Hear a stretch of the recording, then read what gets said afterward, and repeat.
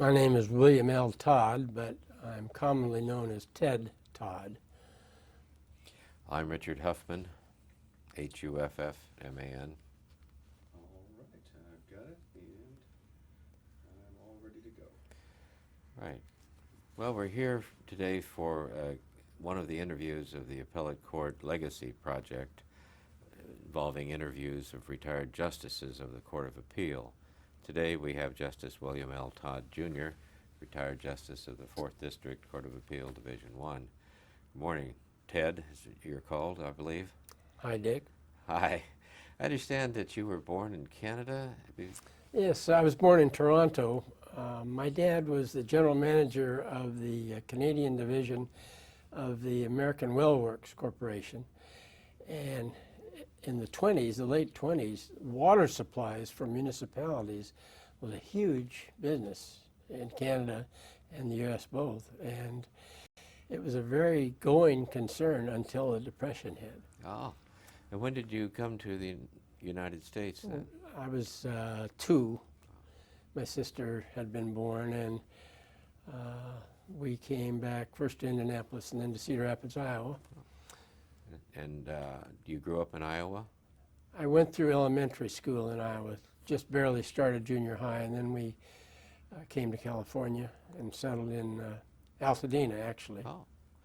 And I know that you are a dyed-in-the-wool USC Trojan fan, so tell me how you came to go to USC undergraduate school. Well, at that time, Pasadena had the 644 educational plan. I'm not sure where it started, but it was fairly popular in Southern California at that time. So that the last 2 years of high school went along with the first 2 years of college in the same building, same school. And it was like a college, really. And by the time I finished high school, I was a sophomore in that institution. And it never dawned on me to leave because it was a great school and it had a great academic standing. They would take you as a junior at that time at Stanford if you had your degree from Pasadena City College. So I kept going, and then I became great friends with the Dean of Men and then the Dean of Students at PCC because I was president of the men's students and of the student body and of the Honor Society, and I worked with him a whole lot. Well, he was student body president at USC in 1934 and was a lifelong Trojan and very active in Trojan affairs. And his good offices arranged a partial scholarship for me as a junior at USC, and I couldn't pass that up. And then what was your major at USC? Political science, majored in international relations. Did you, then you left USC after you graduated, and as I understand it, you went into the Marine Corps. No, it's really a weird story. I joined the Naval ROTC when I got there as a junior. And after 2 years, I was halfway through the program. It's a 4-year program. And they wanted me to double up in naval science in 1 more year and get a master's degree and be available in just 1 more year for my service as a reserve officer. They hoped in the Navy. Well, I knew I wanted to go to law school, and I'd been admitted to law school, and I wasn't going to give up that career. So I said, I'll make a deal with you. If you'll let me start law school and go the first 2 years, then if you want to take me, I'll do my 2 years active duty without complaint after my 2nd year in law school. So they agreed to that. So after my 2nd year, I was commissioned. The day I was commissioned, Paula and I were married, and we went and got in our car and headed for Quantico on our honeymoon. That's a great honeymoon. Oh, one night in Kansas, it was so hot. It was mid-July. We stopped to go to the restroom, and we didn't have a reservation yet. Paula went in there and came out in about a minute. She says, I can't use that restroom. The wall is covered with cockroaches. So we drove all night till we got to St. Joseph, Missouri, and then spent 2 days there. Oh, for goodness sake. Any event, I then served 2 years, most after basic school in Quantico, at Camp Pendleton. And they offered me a regular commission at the end of my 2 years, but they didn't offer that last year of law school, which they could have done. Yeah. I never understood why they didn't, because they did try to talk me into staying in, and if they had given me the 3rd year of law school, I probably would have done it, because I really had enjoyed my time in the Marine Corps a lot. It's probably a good thing, though, because I would have been ripe for Vietnam, and I would have been company grade, and I can just see me doing some foolish thing, and we wouldn't be sitting here today. Well, we're glad that that things worked out that way. So you graduated when from law school? 57. 57. Mm-hmm. And then you went into civil practice? Yes, I went with a small firm, Von Herzen and Lady, on Spring Street, first as a clerk until the bar results came out. And then I was practicing there for a few months. And then the placement gal, whose name I can't remember at USC, called me one day and told me she had this opening at Moss Land and Dunn at 7th and Spring, and she thought it might be something I'd be interested in. So I interviewed, and they took me on. Justice Gerald Dunn, later, was one of the senior partners. And Bill Haight, the founder of Haight-Dixon firm, was not even a junior partner then. And Bob Nye, Judge Bob Nye, was not even a junior partner yet. It was a trial firm with one partner who did probate and business work, and I was hired to be his helper. And they trained me in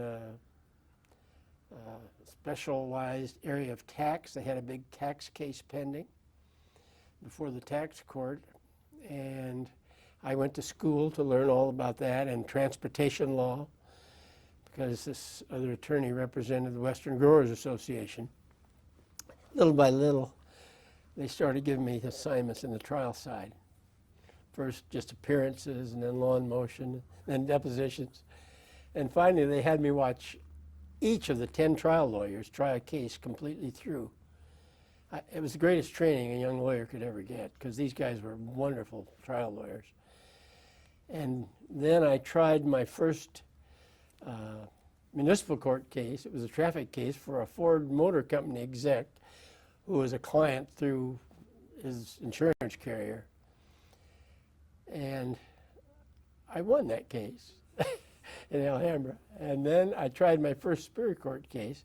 I defended a cat who was accused of having caused a full-time nurse in a private home in San Marino to suffer from cat fever because of scratches by this cat. And we had neuropsychiatrists testifying about this animal and about the malady that the nurse claimed, and the jury voted for the cat. You know, that's a story I've never heard before from you. I'll never forget that cat. Well, when did you come to San Diego, and how did you come to go here? Bill Carstens was a classmate in law school, and he had come down here from Gibson Dunn early on and worked with White, Froelich, and Peterson. And he lured me down here because in the back of his mind, he had our firm in his mind already. We didn't talk about that, but he found me a job at McGinnis, Volk, and Fitzgerald. I was the first associate after Roscoe Wilkie. Oh, good. And the firm was just 5 of us then: Wes McGinnis, Jim Folk, Bill Fitzgerald, Roscoe, and me. And I stayed there a year and a half. And Wes McGinnis, fine lawyer that he was such a penny pincher that I was dissatisfied with the compensation.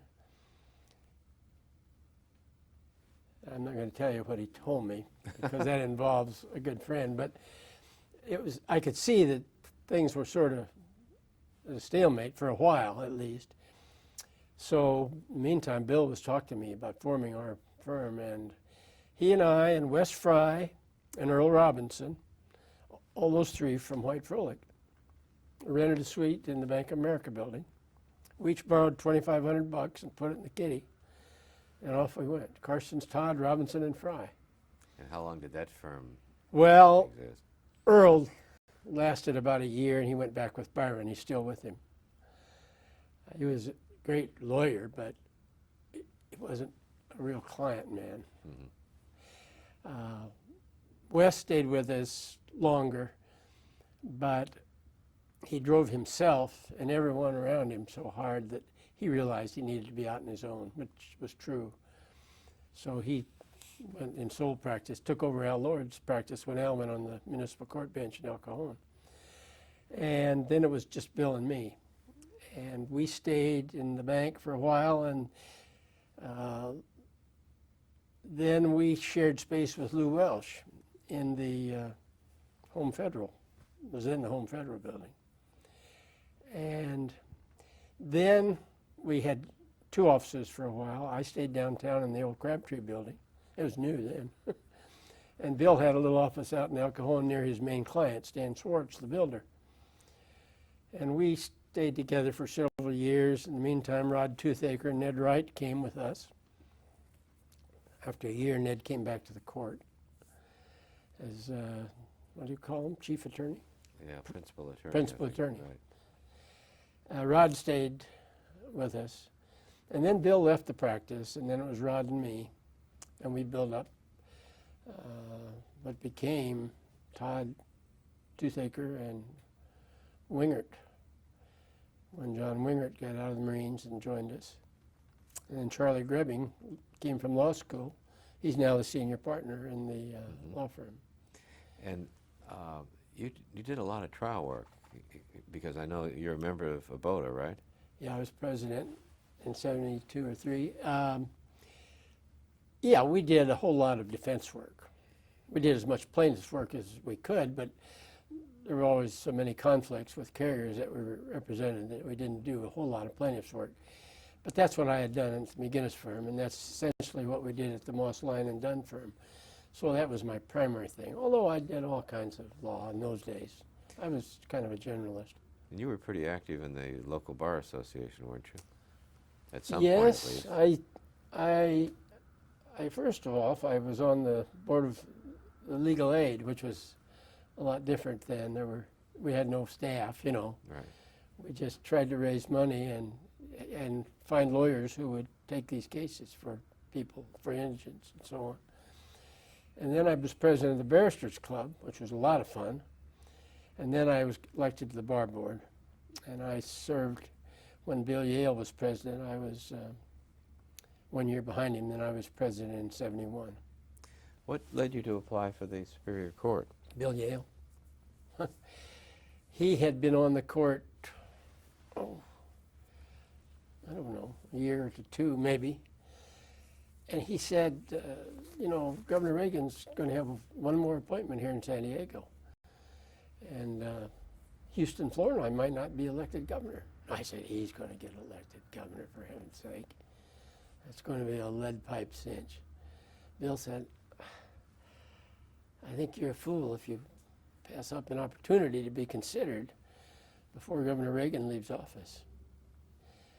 And what finally persuaded me was when he showed me the value of the retirement benefits.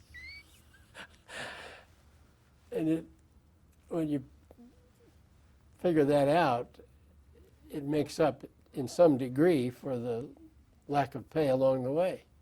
I would imagine it was a pay cut to become a Superior Court It judge. was a huge pay cut. My wife wasn't happy, but we got along somehow. And it wasn't too long till our 3 kids started USC. I don't really know how we got through all those years, and I think about it now. But we did. And, you know, ultimately our pay was raised significantly, so we had enough to keep food on the table. And you get the kids through USC. And once that was over, Now you had money to use. Well, what kind of assignments did you have on the Superior Court? let's see, I started in criminal, and the first case I tried was a first-degree murder case, which I'll never forget, People versus Connor. And the district attorney was that tall fellow who was a gambling expert. I can't think of his name now. He almost reminded me of Ichabod Crane. He died last year. Hugh McManus? Yeah, good lawyer. Good lawyer. He tried that case beautifully. And Bob May defended this woman she and her cousin had killed that coin dealer down in Mission Bay, and he had all his coins in the house.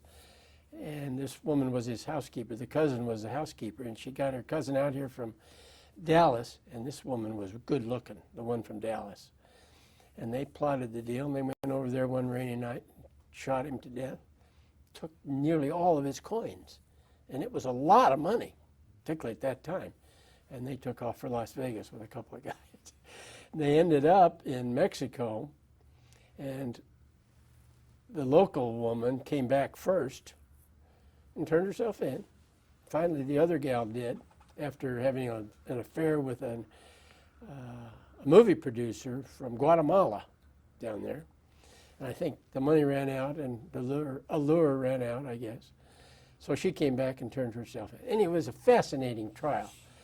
And she was convicted, and the poor woman, I think, died in prison of breast cancer. That's an interesting case for a brand new judge from civil was. practice to get. And the funniest thing about it, Judge Edgar Hervey was then retired. And he would get in the back hall of the courthouse as a retired judge, come down the hall and come in my entrance door and sit inside the bar throughout that trial. And I really puzzled over what I should do about it, but he never disturbed anything. He didn't say a word, and he would just leave when the session was over. So I never said a word about it, and nobody complained, and it was no problem. But that was so typical of Edgar Hervey. And you covered, as I recall, that you were on the Superior Court 12 years? 12 and a half years, yeah. And you went through, did you miss any assignments? I did domestic in the days when the new judge got it for 6 months. And I followed Judge Roscoe Wilkie in there and did my 6 months. And that's all we were required to do at that time. And only one department in the whole county doing family law. It was a zoo, I'll tell you. Then I went back to criminal for about a year and a half. And you and I tangled a couple of times over settlements in the criminal settlement department. I can't imagine that. And then I went to civil, and then to juvenile. I was in juvenile for 2 different terms. I was there when we built the new women's facility out there, and actually I thought it was the most rewarding work I did on the Superior Court, was the juvenile court work. It was the beginning of the child abuse, dependency cases. Right. I mean, San Diego was really the place that got the law changed. Dr. Chadwick got that law changed, the reporting law. And I think because, I hate to say it, but because we had so much military here, there were a lot of cases. Mm-hmm. Step parents, you know. And so that was very rewarding work. Were there any particular projects you were involved in while you were a Superior Court judge that you were particularly proud of? Well, actually, I was on the small subcommittee that really started the family counseling part of the family court. There were 2 or 3 of us. I was the junior on it, but we organized all that whole counseling program that has grown and grown and is an integral part of the whole family court system now. That was important. Then I sat on the appellate division of the Superior Court, presided over that court for about a year. And that was a taste of appellate work that I really enjoyed. The thing I liked about it was I was working with other people. Mm-hmm. You know, as you know, being a Superior Court judge can be a lonely spot. You really don't have anyone to commiserate with very much. But in the appellate work, you've always got someone to work with. Mm-hmm. And did you enjoy that process of having to make decisions together with the colleagues? In a collegial way. I thought it was very enjoyable. And then I sat pro tem up here for 3 months one time, and I managed to get Justice Colon and Justice Weiner together on a case that they hadn't been able to agree on. That is a settlement project. And then I was one of the first settlement judges in the Superior Court, civil settlement judges. And I worked on an awful lot of settlements there, full-time for one 6-month period. Are there any particular cases from the Superior Court that stick in your mind or you think are the most memorable? Well, there were two, yes. Oh, what are they? Well, first was the Copley estate case. Jim Hervey sued Helen Copley and her brother. That copy from the San Diego Union Tribune Oh, yes. newspaper? Jim Copley's second wife, she had been his secretary, and he was divorced from his first wife and had adopted children of that marriage. And when Jim passed away, Helen and her brother were the co-trustees, and they controlled everything, but neither one was executor. His attorney at Great Carey, whose name I can't remember now, was the named executor and had been his lawyer. And Helen engineered a palace coup and got him to resign because his partners didn't want to lose, in my opinion, his partners didn't want to lose the Copley account. They handled the estate, and they represented the paper.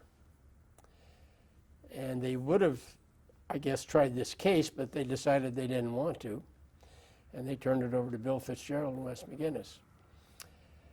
And Jim got the case from the former wife's attorneys in Los Angeles, and they waived jury in front of me to try this multi-million-dollar lawsuit. And I was sorry they did that, but they did. These were my original bosses, you know, in San Diego. But I'd had a lot of cases against Jim Hervey, and we were very well acquainted, and I knew that he was a good lawyer. And it was a fascinating trial. They brought all of Jim's former lawyers from Illinois and Iowa out here as witnesses. And they all testified on these tax questions. But I ruled that they had taken advantage of the first family that dumped the expenses into that side of the two trusts. And the result was those children were getting nothing. They were adults then, but they were getting nothing from the whole Copley estate. Well, in the end, Helen had to cough up $15 million and begin funding their interest in the estate. And so it was a great result for those children. And I believe the first wife got something out of it. I can't remember that now. She didn't actually take part in the trial. But it was a fascinating case to try. And one of the real issues in the case was whether she was really Jim's widow, because it turned out that there was a potential defect in her first divorce in Iowa. One of those deals where they didn't have personal service over the husband within the jurisdiction. And we spent 2 weeks doing legal research. And the lawyers never solved the case for me. My clerk finally found a California case that said if the marriage had been, the divorce had been valid where in that state,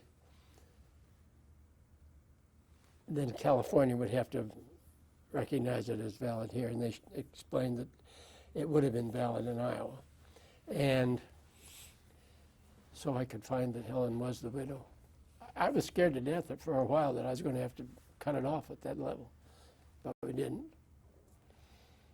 And I actually ruled that Helen and her brother should be removed as trustees because of the way they had conducted the trust and the way she had become executor too, everything. But Justice Colon didn't think the evidence was strong enough to remove them. So they reversed that part on appeal. Yeah, but the $15 million they paid.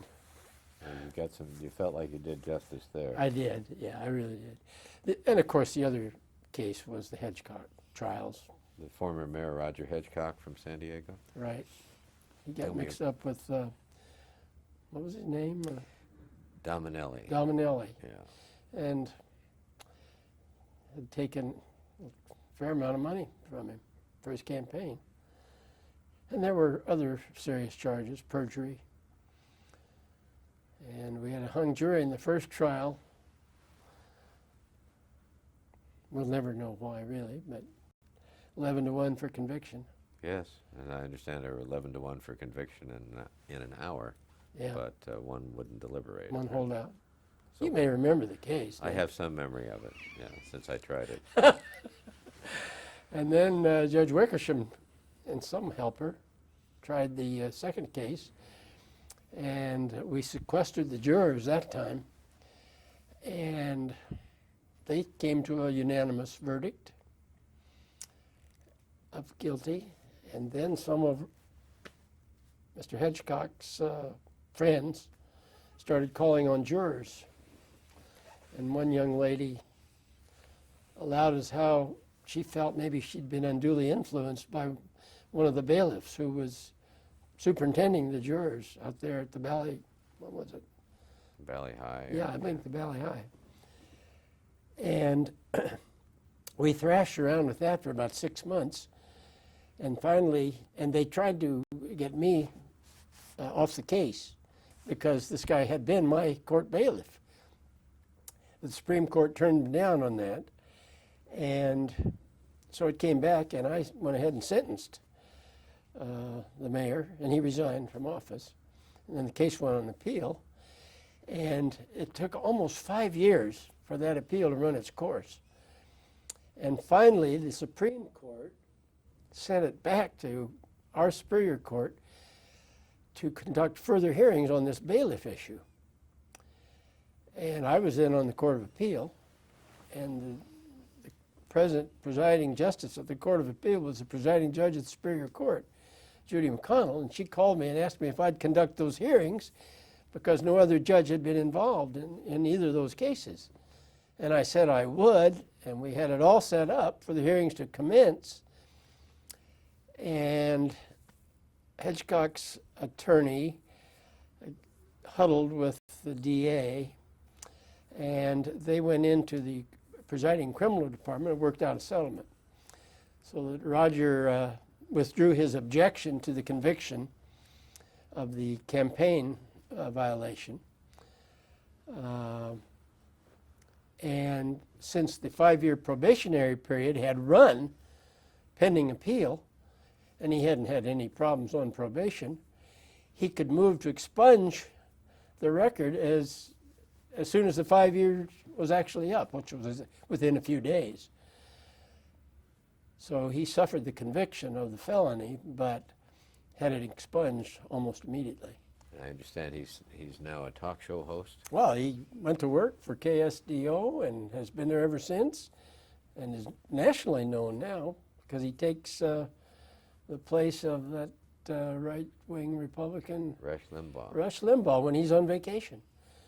So in many respects, it was very beneficial for Mayor Hedgecock. At least it launched a new career for him. Yeah. And that case is People versus Hedgecock. It's a Supreme Court case, as I recall now, that is often cited on jury issues. Yeah, I would imagine. Although it was never resolved on jury issues. I think they settled the case because I think the district attorney knew that if I decided we did have to reverse for jury misconduct on that issue, I'd order another trial, which I would have. Yeah. The evidence was so strong in that case. And as I mentioned, he was convicted of all those perjury counts also. Pending appeal, the law changed. Right. And the standard in California then required the jury to determine the materiality of perjurious statements. And of course, that wasn't the law at the time we tried the case. Right. And there was no objection to my ruling in that regard. But when the law changed, they attacked that also, and those charges were thrown out on appeal. Right. So what made you apply for the Court of Appeal then?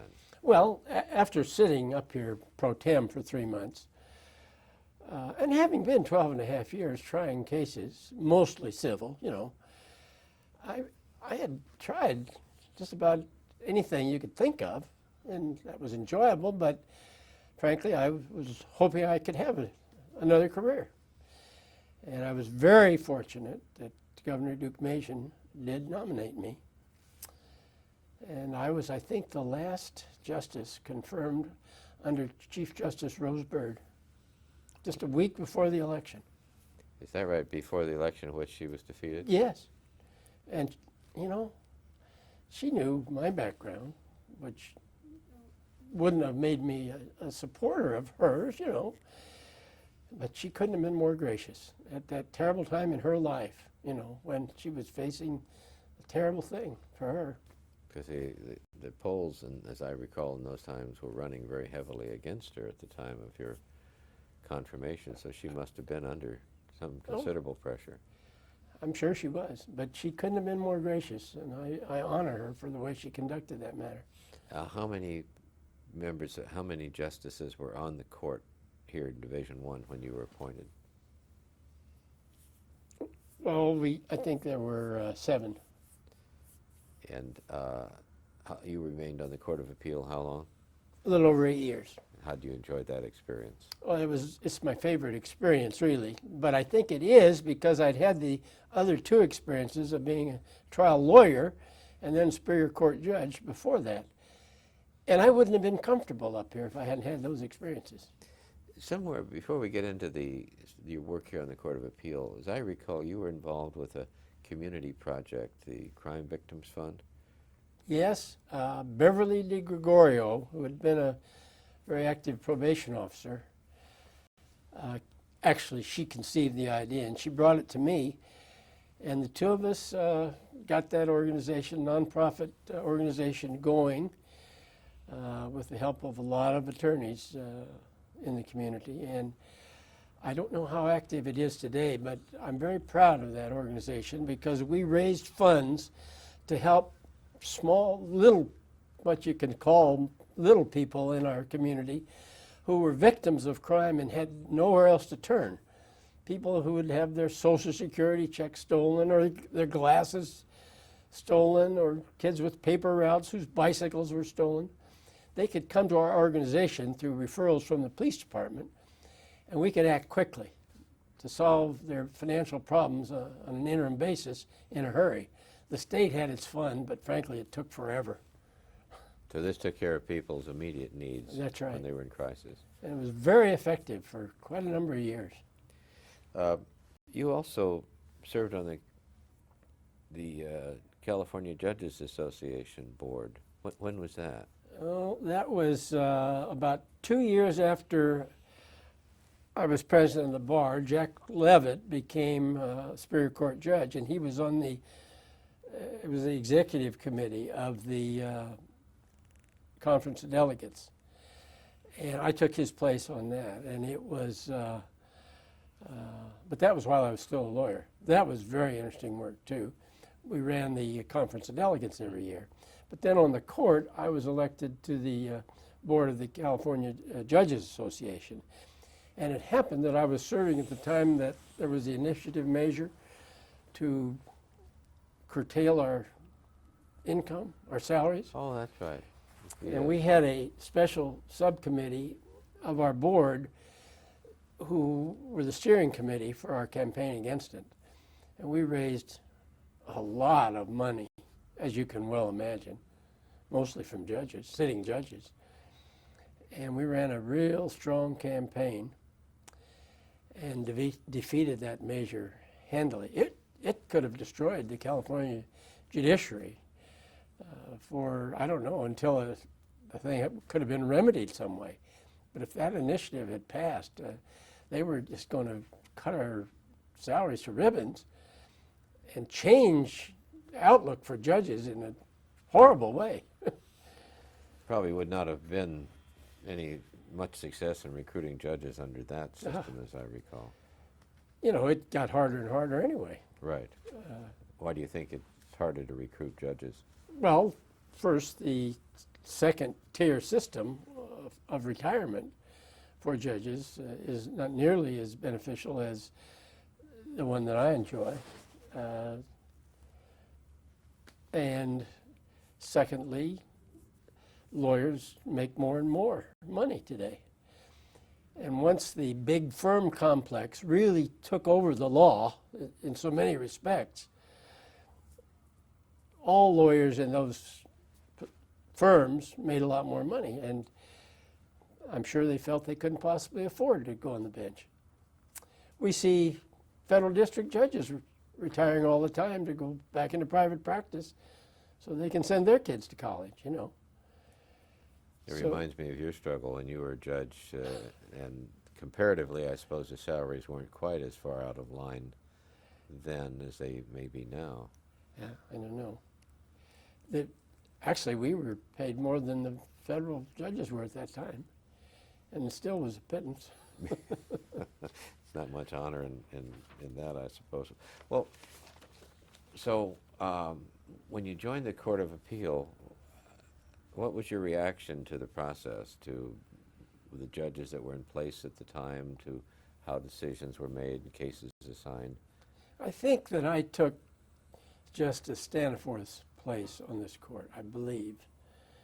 He sat on assignment for a while, once or twice, but I think that's the justice whose place I took.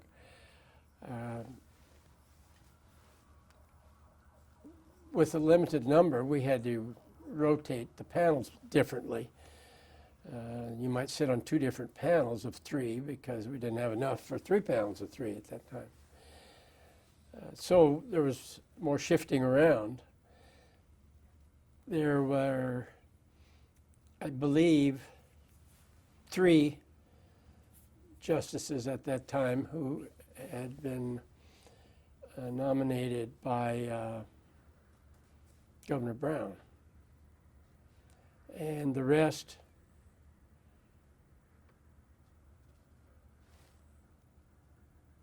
I think by later Republican governors. I don't think anyone was still here that a Republican governor had nominated when I came.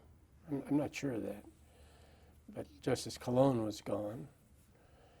So I think the rest of them had been appointed later. So I expected a strong ideological divergence, and it wasn't nearly as strong as I had anticipated. 1 or 2 of my former colleagues who were then gone had told me that it could be very strong, depending on the assignment for the month and your panel. Mm-hmm. But it never developed that way for me. I think there was one justice who was senior to me on this court, who he and I seemed to take issue from time to time, which, you know, you can't agree on everything. And we were certainly of different background, mental framework on a lot of things. Other than that, though, it was a very collegial court, almost from the beginning. How would you say the divergence in philosophies affects the decision-making process? And is it not often or only in some instances? Well, from my experience, it was only, really and truly, it was only when I would be on a panel with 2 who had ideological differences. And in the beginning, when that happened, it was significant. And I wrote, I think, more dissents under those circumstances than any other on the court. And I wrote several, which I thought were badly decided when it was that kind of a panel. Are there any of them that come to mind that stand out as cases that you would like to comment on? Well, it was even later when that Security Pacific, Williams versus Security Pacific came along. That was the case where the car dealer had a very successful Buick dealership here in San Diego, and the bank was flooring a different kind of dealership in Santa Monica, and they offered him the opportunity to take it over when it got in trouble up there, financial trouble. And he spent a lot of time up there working on the premises, had access to all the books, and was even warned by his personal banker at Security Pacific that he shouldn't fool with that dealership, that the bank was really trying to unload it on somebody, and he shouldn't do it because it might be his downfall. And in light of that warning, he still took it over, and it went under, and because of that, he lost the Buick dealership here in San Diego. So he sued the bank and claimed they had defrauded him. And I happened to be the third on the panel, but there'd been two previous justices who had to recuse themselves for extraneous reasons. And so I didn't get to hear oral argument, but I heard the transcription of it. And I spent almost a whole summer digging into that case. And I was convinced that there was not justifiable reliance on any alleged fraud by the bank in light of his warnings from his confidential advisor at the bank, the guy who handled all his flooring. So I wrote a dissent, and I couldn't persuade either of the other two justices to change their minds. The only thing that I accomplished was that the opinion was depublished by the Supreme Court and didn't become precedential law in the state of California. There was a strong attack against Security Pacific as a bank in the majority opinion. And I felt very limited treatment of the plaintiff's conduct and state of mind when these things happened. But the ironic thing is, the presiding judge in the Superior Court at that time and the trial judge of this case at that time were ultimately convicted of heinous crimes, partially involving this case. And if my dissent had become the majority opinion, that case would have gone the other way, and it's conceivable that those judges would never have been charged criminally or gone to prison. That's the case, as I recall, where the attorney in that case was one Patrick Frega. And he was the ringleader that caused the problems. And actually, one of the three judges did not go to prison because he testified against the other two, and the other two did go to prison. Along with The Mr. Frega. attorney, Right. yes. And much of it arose out of dealings with the judges and Mr. Williams, the car dealer. That's correct. Yeah. In fact, I saw a check that Williams wrote to the local car dealership, no, to a different car dealership for car repairs for the trial judge. And he had the case name on the bottom of the check. Well, it might have been a different history in San Diego if that It might have case had been. gone the other way. What other cases stand out in your mind from your appellate experience? Well, let's see. I made a couple of notes about a couple of cases that I thought were particularly interesting. One was People versus Larry James. It was a horrible child abuse murder by a step-parent, a man who'd been in the service. I think he still was in the Navy. But the wife worked, and he was home a lot and in charge of this child who was a young child, 5 or 6 or 7. And there were torture allegations which were proved beyond a shadow of a doubt against this man. He once, riding in a car, became enraged at her and told her to open the car door and jump out. And if there hadn't been a passenger in the car, she would have done it. She was so frightened of this man that she was prepared to open the door and jump out of the moving vehicle. And he did other horrible things to her, and they found evidence of broken bones in her body, and it was covered with bruises. And he finally shook her till he killed her. So he was convicted of first-degree murder, but historically, those kind of cases had always been second degree in the state of California, whether it was the family relationships or the heat of sudden rage with a child. I don't know why it was, but so we had no trouble affirming the first-degree murder conviction, and it was upheld. by the Supreme Court. As I recall, it went there and was upheld. Of course, it wasn't a death penalty case, but it was the worst child abuse case I ever saw. And I was so gratified that the first degree part of it held up. So that was a fascinating case.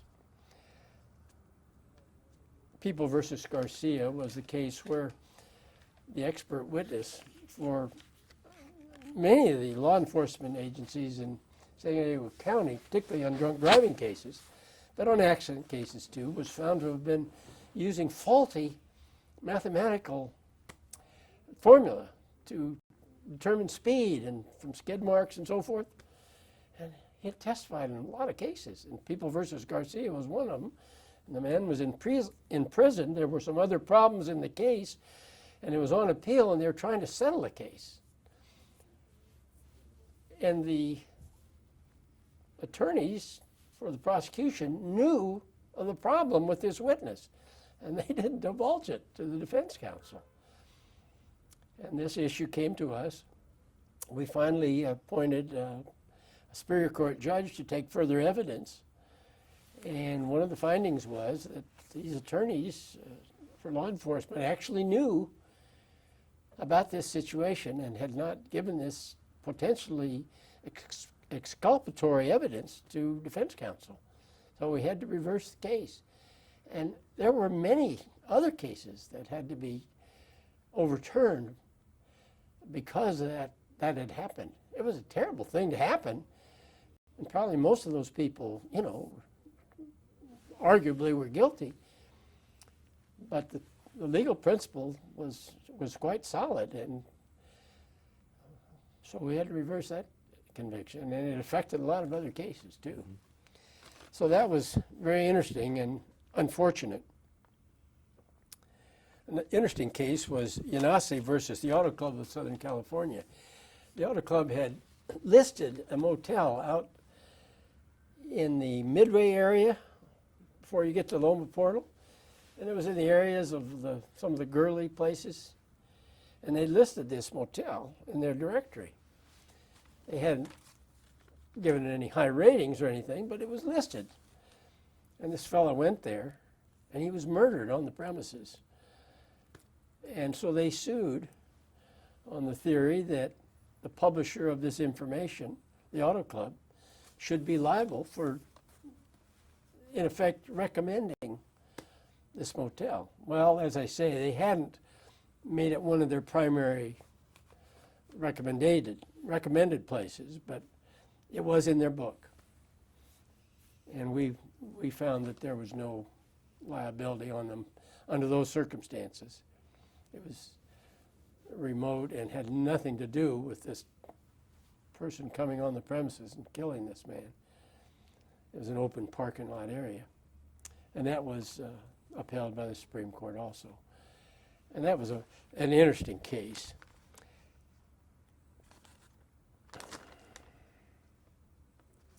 Ferraro versus Chadwick was also very fascinating. This family had been accused of abuse on their own child. They went through a very distressing juvenile court proceeding, dependency matter, and they lost. They were accused of murder, and they finally were exonerated totally of any responsibility in the murder trial that they had to go through. And we had the civil case that they then filed against the physician who was the chief person out at the hospital. Children's Hospital? Yeah, Children's Hospital. And one of the main supporters of the reporting law's enactment in child abuse cases. And we held that they had absolute immunity under the new reporting law, which was clearly what the statute said. And that was upheld all the way up to the Supreme Court also. I don't know if any of that has ever changed beyond my time, but the immunity granted there was complete, and it was necessary because these people had misdemeanor criminal liability if they didn't report. So that was, I felt, a very important case at that time. This family had just gone through living hell over this case, but these people, the doctors and all, had only done what the law required under this onslaught of child abuse cases, which our courts in San Diego had so many of. And that was a fascinating case. Well, you must have sat on a huge number of cases in the 8 years. I note that you've published over 200. I couldn't believe when I opinions. saw that number, because most of us didn't set out to publish cases willy-nilly. There were some who did, I thought. But the books are so full anyway that most of us didn't publish unless we thought it was really an important principle.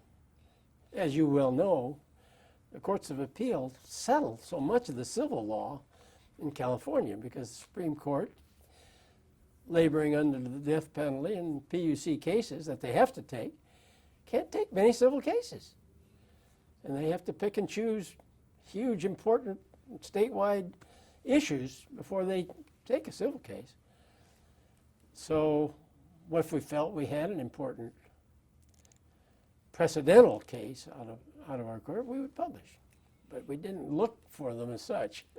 There's been some suggestion over the years that the courts of appeal should publish all of their opinions, and now they're actually placed on the website for 60 days, even if they're not published. So collectors of opinions they're out there now, and people are using them. What do you think about that? Well, so often there'd be a novel theory in an unpublished case that other attorneys certainly would be interested in those legal principles, although they didn't have precedental value. But they certainly would be valuable to attorneys with comparable or similar cases to develop the theory of law and then finally interest the Supreme Court in looking at that kind of an issue.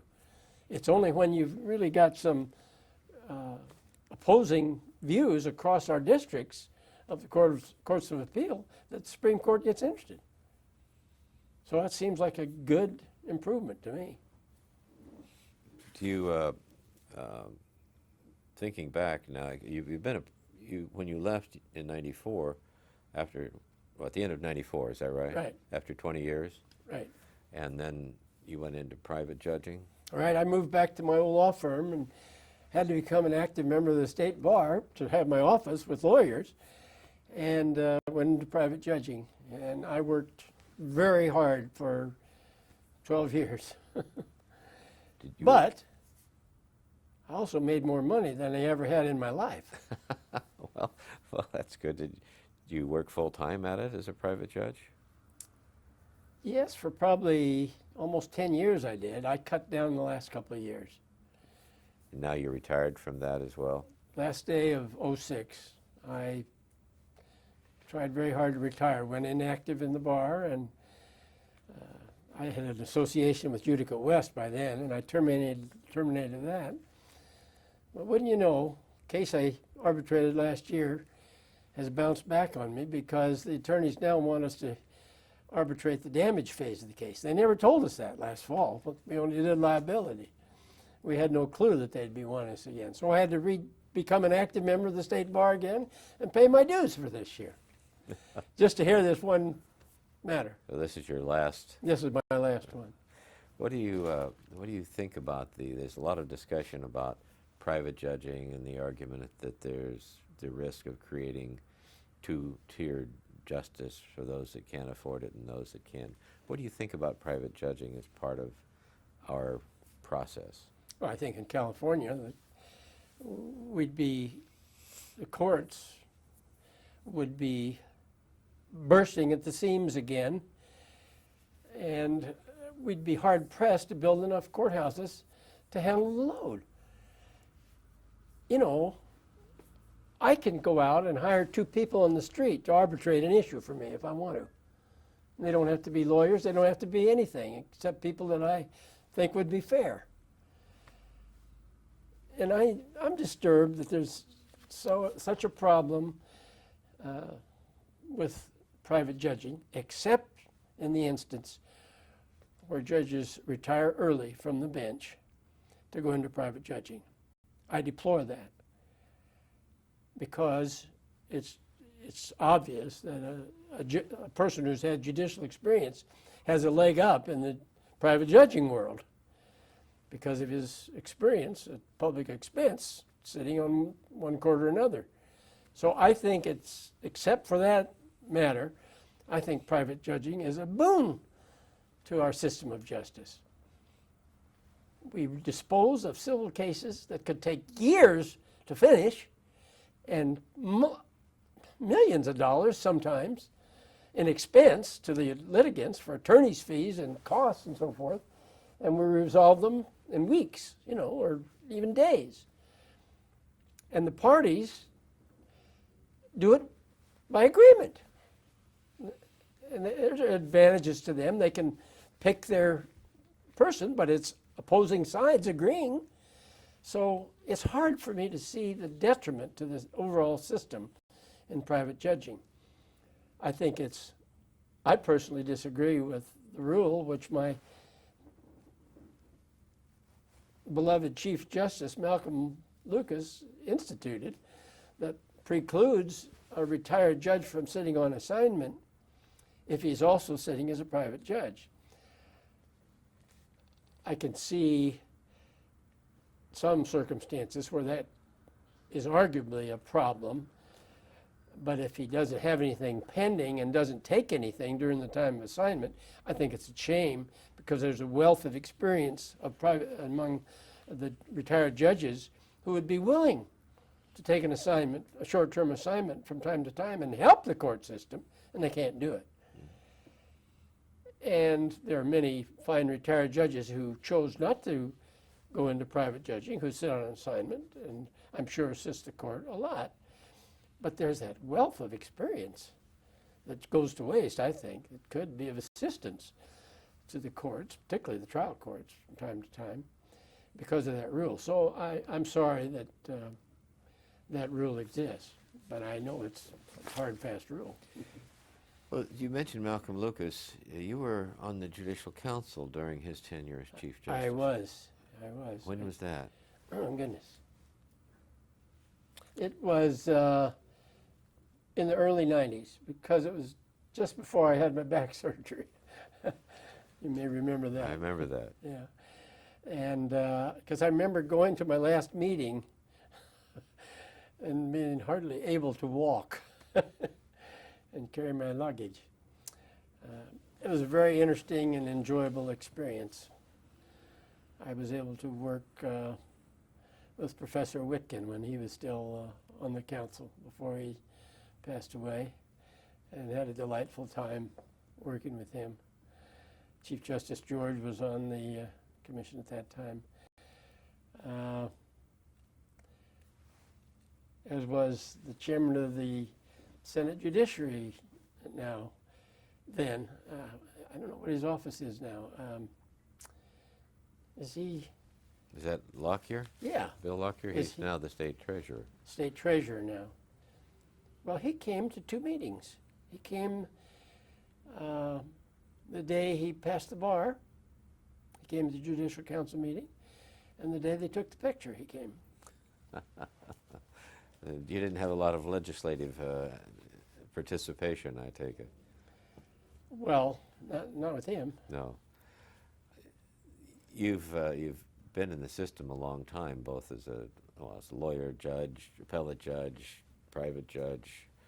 How do you think the role of the judiciary has changed, if it has, from when you started as a judge to today? Well, one of the big things that's changed is the advent of many, many appeals to the Court of Appeal. When I was practicing lawyer, very few cases, civil cases, were appealed. Very few. And even fewer were reversed. on civil issues.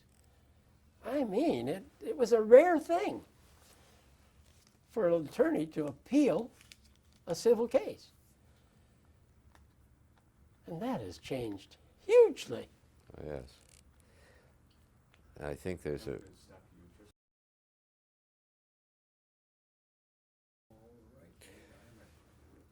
one of the changes that happens when you leave the trial court and go to the Court of Appeal is you're no longer making the decision by yourself. You have to share or to work together with others. Takes two to tango.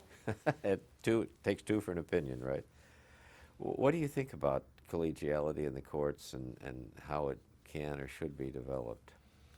Well, I think it's one of the beauties of the system is the potential for developing collegiality among justices who may differ philosophically in a dramatic way. And after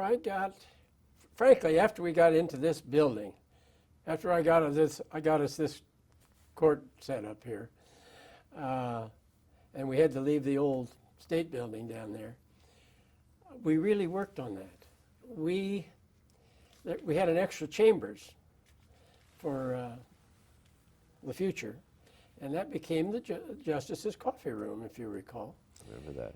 And I really tried to get everyone to come down there to have a cup of coffee many mornings. And it caught on, and we got to be a lot more collegial, in my opinion. We became personal friends with justices with whom we differed philosophically by going down there and having coffee together. In those days, I hear it's kind of changed now, but in those days, we didn't go to lunch with one another very much at all, that I can recall. And I understand that that's somewhat different now on the court as it exists today. But at least we get in the habit of having coffee together and talking over the issues of the day, and significant developments in the law and so forth. And I thought it really added to the friendly atmosphere of our court. I hope that from what others do now, that collegiality still exists. Certainly the court has changed dramatically since I left.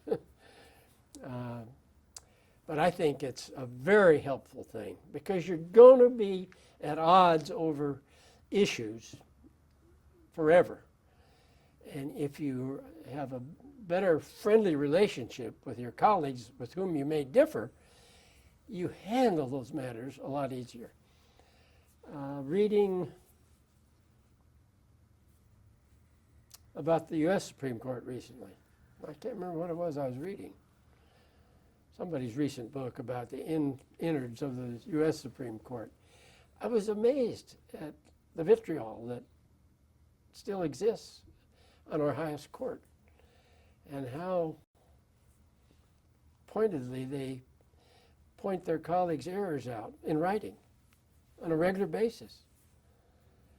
And we hardly ever saw that here in my time. What do you think about that practice as a dissent? There's that point of view of really going after the other side and letting them have it. What do you think about that? Well, I generally would deplore it.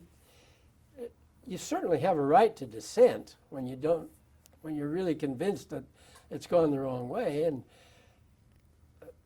most people aren't looking for that opportunity, but when it comes along, you're compelled to do it, and you can't help yourself, Right.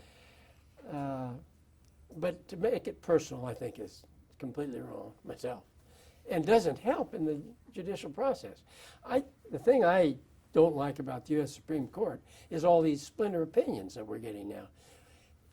You get a 5-4 ruling, but you find out that there are really 4 other theories, 4 other opinions, some by 1, some by 2, and so it splinters whatever slim majority there was to get the thing decided. And I don't think it instills public confidence in the precedental value of those opinions. So I think it's a bad system. I don't know. It doesn't seem like we see that in our Supreme Court so much.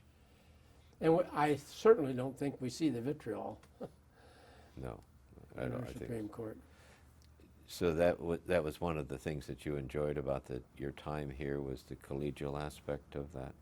Yeah, I'm really a people person, and I enjoy working with others, and you can learn a lot from hearing the other guy's viewpoint.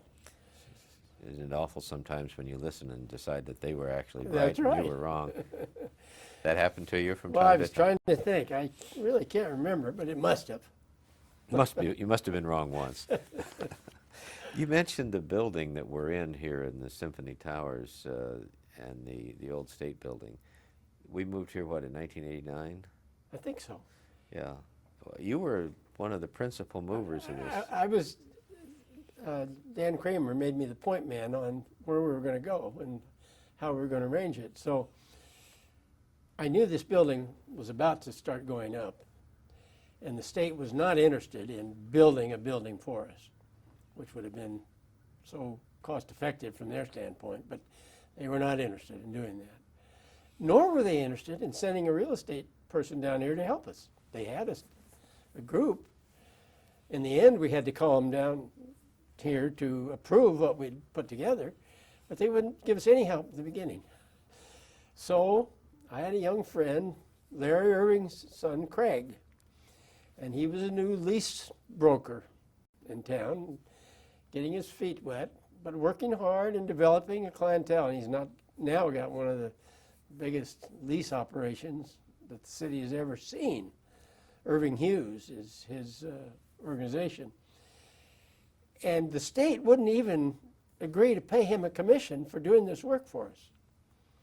So he went to I can't remember who the broker was for the building folks, but he went to them and worked out a deal where he would get his fee from the other side.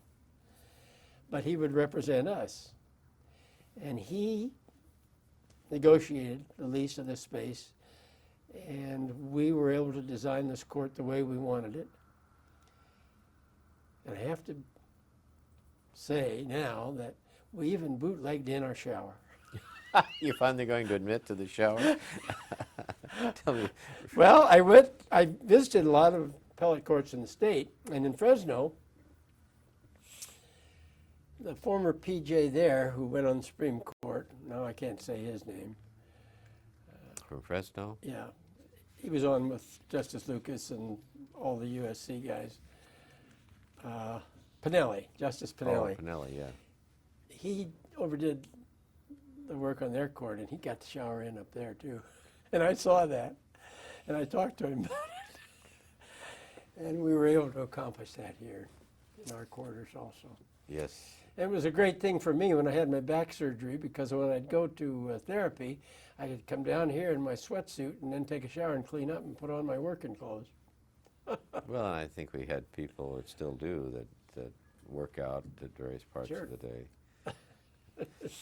Do you have, you mentioned the Judicial Council. It's changed, its role has changed a lot since you were on there. I'm sure it has. What do you think the role, just sitting back and looking at the system, if you were in charge and would like to make this now statewide judicial system work, how would you do it? Well, of course, I wouldn't want to make it a statewide judicial system. Okay. And to that end, I suppose I feel that the Judicial Council now does more than I would choose to have it do. Perhaps that was inevitable with the philosophy of current judicial leaders. I felt we were better off when we had a little better control of our own local financing, particularly for the trial courts.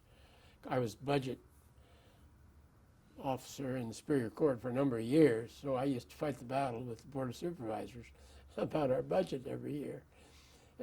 But we did okay. They were supportive of the court, and we did all right. So I hated to see local effort eliminated, more or less. It may be that we do better in the legislature, I don't know, with a strong judicial council and the CGA lobbying effort organized on a statewide level. Now that more of the function is statewide. And I'm really not in a position to comment on that. But I always hate to see local control weakened or eradicated, because it seems to me the people on the ground where it happens are best suited to know what the true needs are. But I know the system has changed, and perhaps it had to. You have, one of the things that comes up from time to time in discussions are issues of civility among the bar and the court's ability to run the courtrooms. What thoughts do you have about where we are now, or what we should be doing as a court system? Well, I was on a small committee that set the standards for the Broderick Award here in San Diego. An award which has really attained great stature, I think, in our legal community. And we tried to cover the problem of civility in the nature of that award and made it a cardinal attribute of the honorees. And I think for the most part, the selections have succeeded in that respect. We certainly intended that be one of the prime features, because we were beginning to see too much Los Angeles practice in San Diego. When I came to San Diego in 1959, there were only about 750 lawyers in the county. And within a year and a half, I think I knew everyone by name, because I was at that McGinnis firm, and we had the biggest share of the trial work, personal injury trial work, defense, and so I was taking depositions everywhere, all the time, and conducting pretrial hearings before Judge Simon Rowe all the time. So I met all the attorneys, and everything was on a first-name basis. And I think sometimes it was almost too loose, but on the other hand, there wasn't backstabbing. There weren't defaults being taken unduly. And I think more things settled amicably than is ever the case today. Even settlement costs significant money today. With the growth of the bar and the influx of large firms, particularly firms that had come from Los Angeles or San Francisco, we saw a different attitude.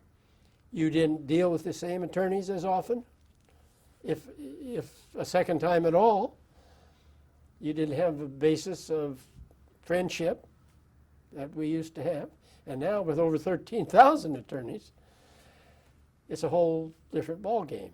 So the problem of civility has grown and grown, and it's dramatic. And you see lawyers living by pen and paper or by computer, email now. Right.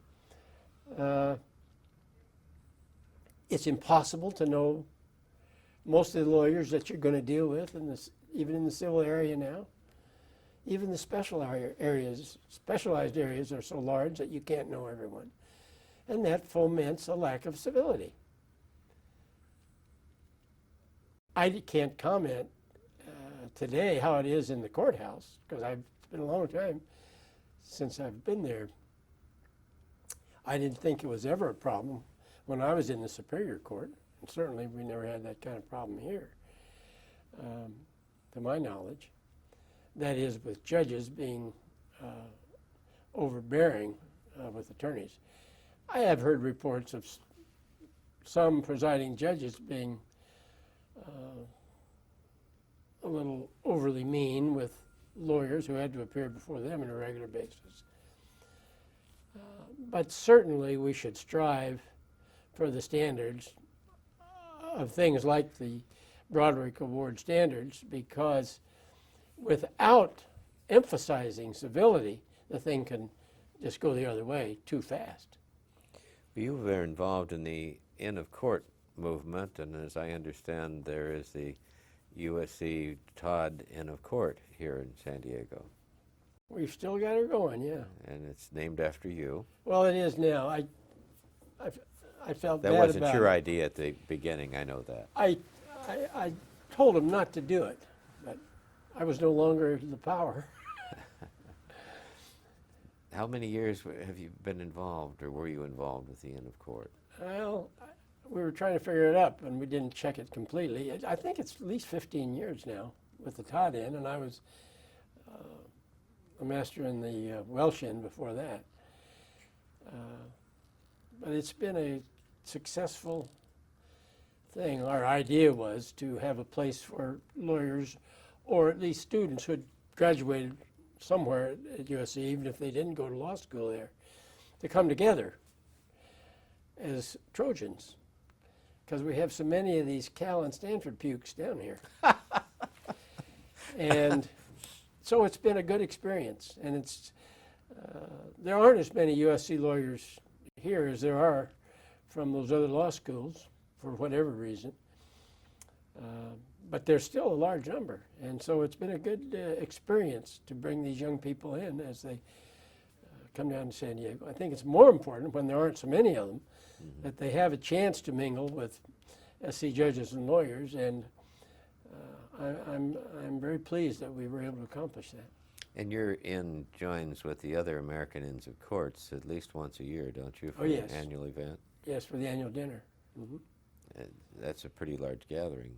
It sure is. I think there's 6 or 7 inns now. Yeah. There have been a couple, new ones in the North County. Do you think the Inns of Court have added to the quality of the practice or the quality of the representation? How do you think they've impacted the system? I think particularly when you can attract sole practitioners, young sole practitioners, into the inns, it's a dramatic thing for those young lawyers. They really don't have any other source of senior counsel, so to speak.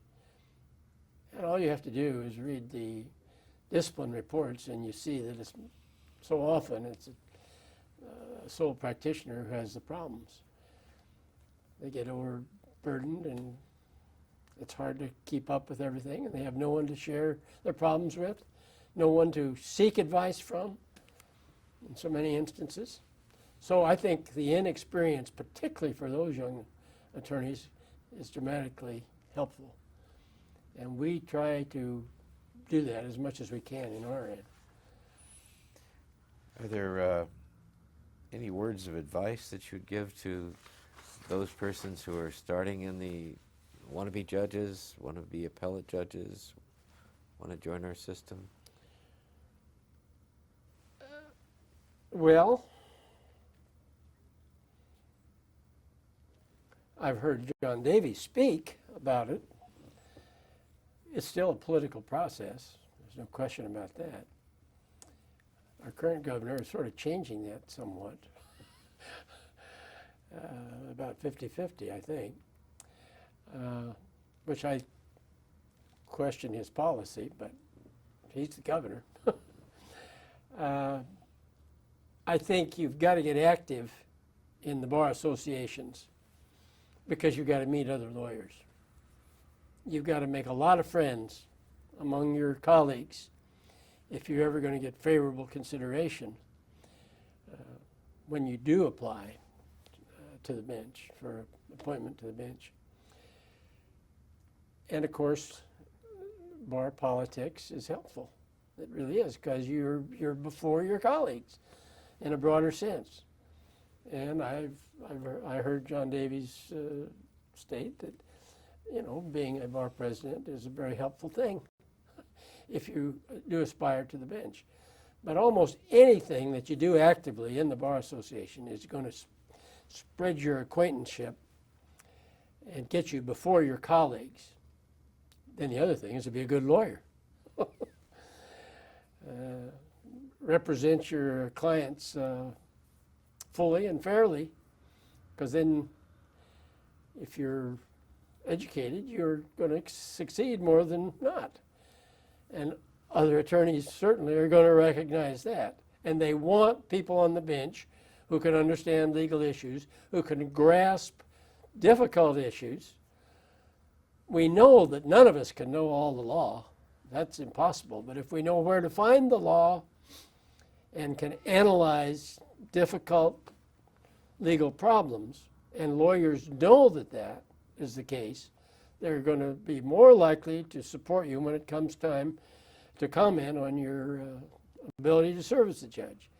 And in the end, it's those recommendations that come from your colleagues that largely determine, I think, who will be appointed and who won't be.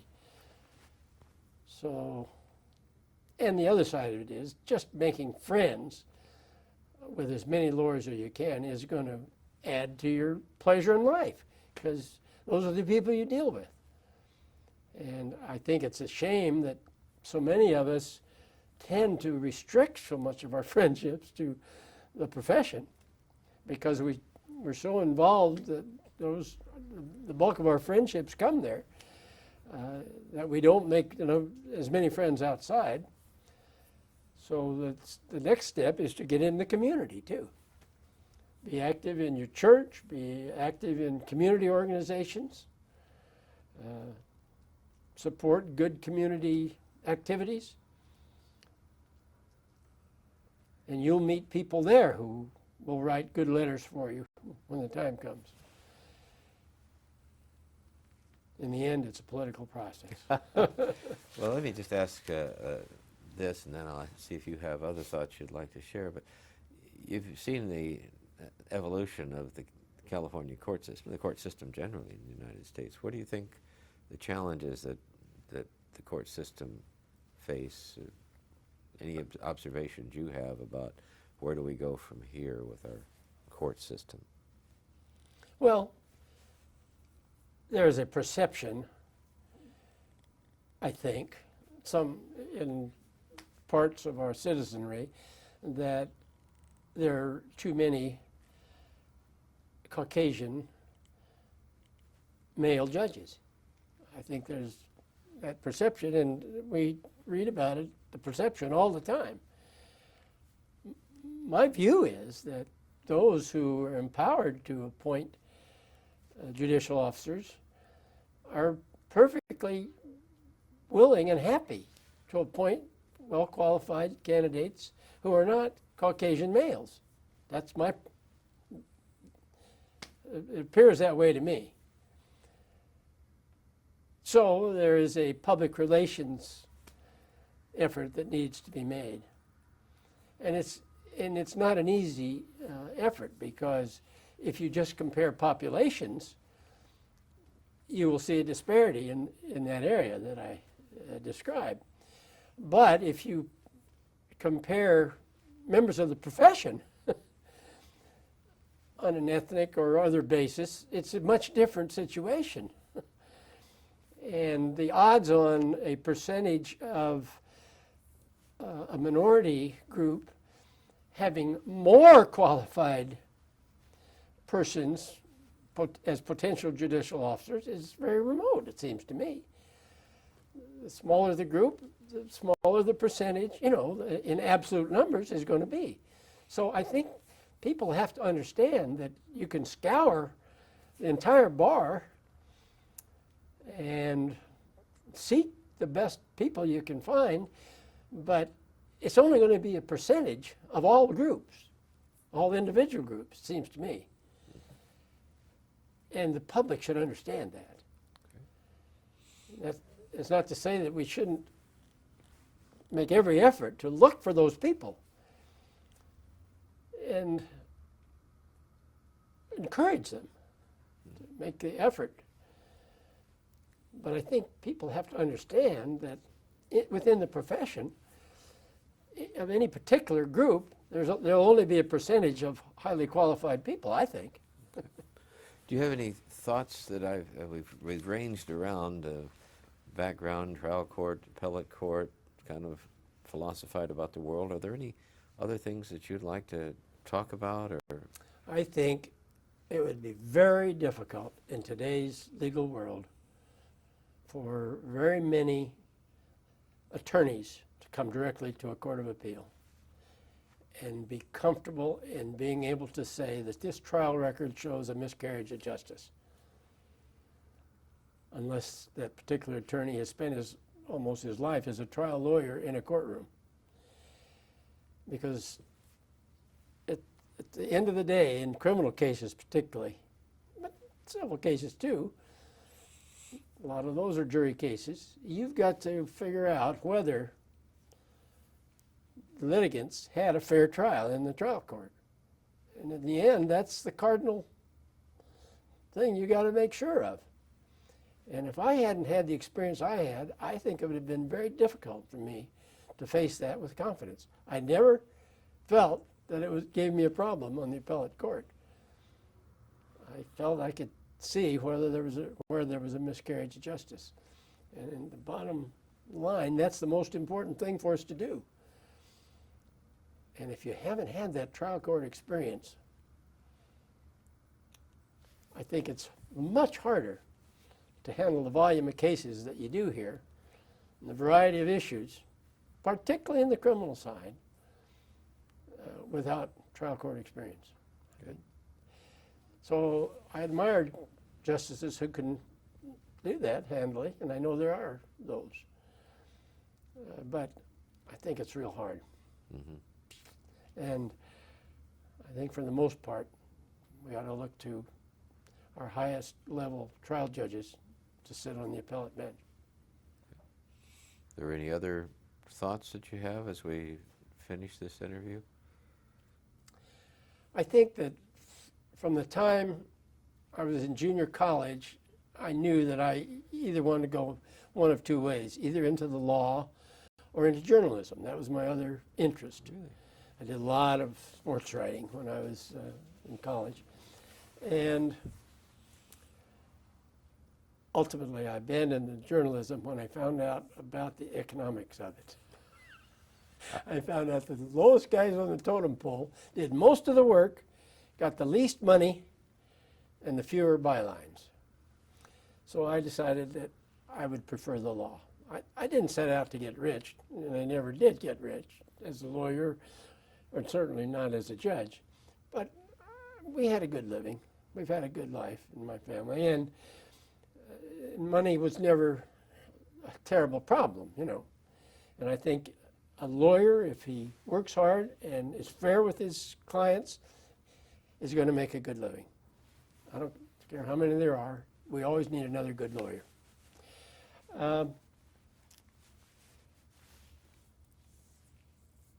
But I think once I abandoned journalism and turned to the law, I always wanted to be a judge. It was always in my mind, whether enunciated or not. It wasn't enunciated much until my dear friend, Bill Yale, planted the seed and did an awful lot to help it happen for me. But I feel like I've had a completely satisfying career. I tried cases for 17 years and enjoyed it all. It was very stressful. I tried cases as a Superior Court judge for 12 and a half years, and I enjoyed nearly all of it. It was less stressful.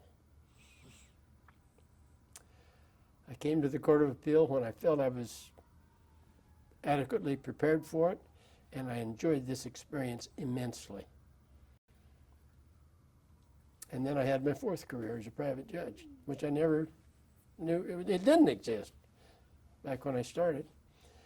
And it has utilized all the experience I had in the courts, both courts, and my experiences as a trial lawyer too, because I could understand the position of competing attorneys on either side. So I've had a 4-level career, and I couldn't be happier about it. And now I'm going to enjoy retirement. Good for you. Good for you. And you've left 200 bylines behind in published opinions. That amazes me that there were that many, but Well, well, thank you very much. thank you, Richard. Been a All right. pleasure. Okay.